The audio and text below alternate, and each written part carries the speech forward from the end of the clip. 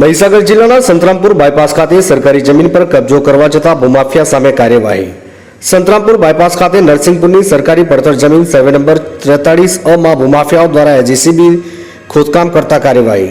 ઘટનાની જાણ થતાં તંત્રને સંતરામપુર મામલતદાર પોલીસ કાફલા સહિત ઘટના સ્થળે પહોંચી કાર્યવાહી હાથ ધરી। ઘટનામાં ભૂમાફિયા અફજલ કોઠારી સ્થળ પરથી ફરાર થતા તંત્ર દ્વારા જેસીબી કબજે કરી કાયદેસરની કાર્યવાહી હાથ ધરી।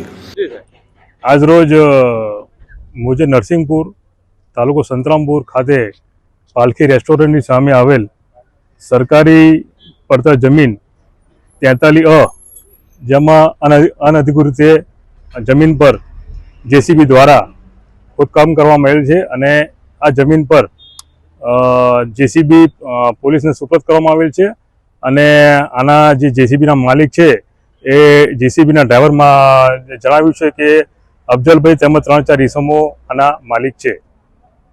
જમીનના માલિક છે કે જેસીબીના માલિક છે? જેસીબીના। અને એમના આ જમીન સરકારી પડતર જમીન છે, એનો સર્વે નંબર 43A છે।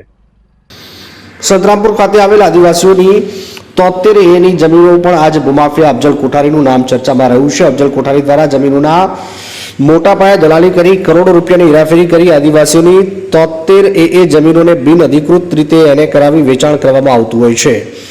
આજ ભૂમાફિયા દ્વારા ડીએલઆર નગરપાલિકા તેમજ તંત્ર સાથે મેળાપણું કરીને સરકારી તેમજ 73A વાળી જમીનોને લોકોને પધરાવવાની કામગીરી કરી હોવાનું લોકોમાં ચર્ચાઈ રહ્યું છે। આ બાબતે તપાસ કરવામાં આવે તો સંતરામપુર નગર તેમજ નરસિંહપુરની કરોડોની અન્ય જમીનમાં પ્રકરણ બહાર આવી શકે તેમ છે। સંતરામપુરથી અમીન કોઠારીનો રિપોર્ટ।